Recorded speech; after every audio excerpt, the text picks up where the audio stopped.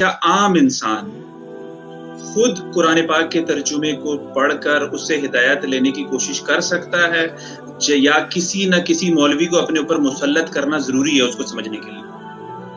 देखें जी, ये जो कुरान आया ना, ये अवामुन नास के लिए, ये किताब मुबीन है। अल्लाह अपने बंदों से जिन पर उनके लिए नाजिल हुआ है, वो ऊंट चराने वाले, वो PhD नहीं थे,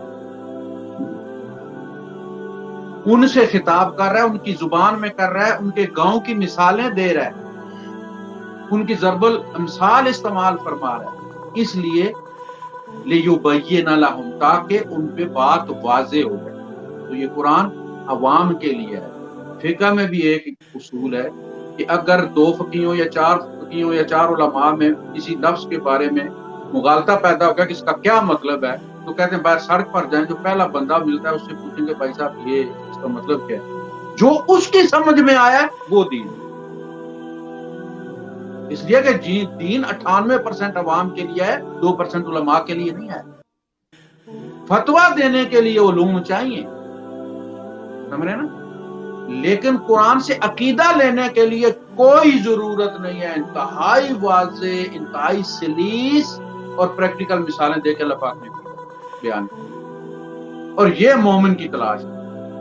कुरान असल में इसलिए अखलाकियात बनाता है, उसके 98% जो मामलात है वो सारे अखलाक के बारे में, अकीदा के, तौहीद के बारे में, शिर्क के अबताल में, ये सारी चीजें बात है।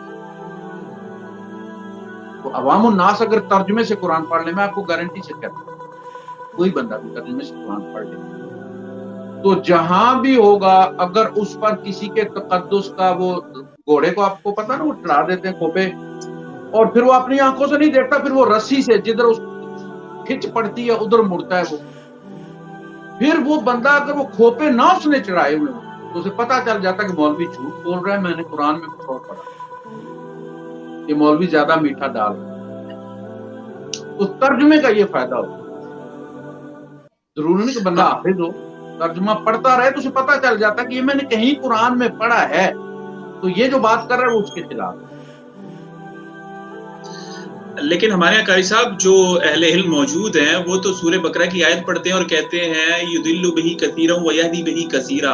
तो इस वजह से जो है ना, वो कोई भी इंसान ऐसा नहीं मुंह उठा के जो है ना, वो मुफ्ती हैं, अल्लामा कहलाने वाले लोग हैं, वो इस तरह की आयत कुरान से पढ़कर बताते हैं। तो इसके बारे में जरा वाज़ेह कर दें।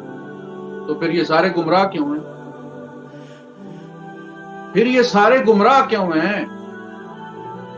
अगर इन्हें तौहीद मिली है, अकीदा मिला है, दीन की तालीम मिली है, तो ये सारे एक क्यों नहीं है? क्या कुरान तौहीद की तरफ नहीं बुलाता?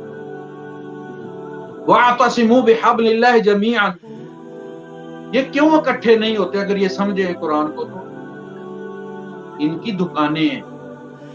दुकान वाला जब बाजार जाता है ना, तो वो जो सब्जी वाला है वो सब्जियां देखता है, आलू देखता है, पालक देखता है, वो ले आता है। जो चीनी वाला, दूसरे मटेरियल वाला है, चावल वाला है, घी वाला है, वो अपना सामान देख, ये अपने अपने फिरके को कुरान से अखज करते हैं। तुम पढ़ोगे तो गुमराह हो जाओगे, मेरे फिरके में नहीं आओगे। इनके कहने का मकसद यह है कि तुम फ्रीलांसर बन जाओगे, तुम तो मेरे ही मुसलमान हो जाओगे। तुम अपना तारुफ कैसे कराओगे? तुम देवबंदी हो, तुम बरेलवी हो, तुम शिया हो, तुम सुन्नी हो, तुम हनफी हो, तुम मालकी हो, तुम सलफी हो, क्या तारुफ करवाओगे तुम? इनके कहने का यह है कि अगर पढ़ गया तो हमारे उसमें नहीं आएगा। वो जो युदिल्लु बिही कसीरा व यहदी बिही कसीरा है, वो तो एक मिसाल अल्लाह पाक ने बयान फरमाई है। उस मिसाल की है कि इससे बहुत सारे जो है वो राह पा जाएंगे, बहुत सारे गुमराह हो जाएंगे। यानी जिनके अंदर बदले, और या वमा युदिल्लु बिही इल्लल फासिकीन, ये नहीं ओपन नहीं छोड़ा। हर आयत का आखिरी जो हिस्सा होता है वो बड़ा अहम होता है, वो उसका निचोड़ होता है। वमा युदिल्लु बिही, वहां जो जिसके अंदर फिस्को फजूर है, वो भटकना चाहता है, वो उससे भटके।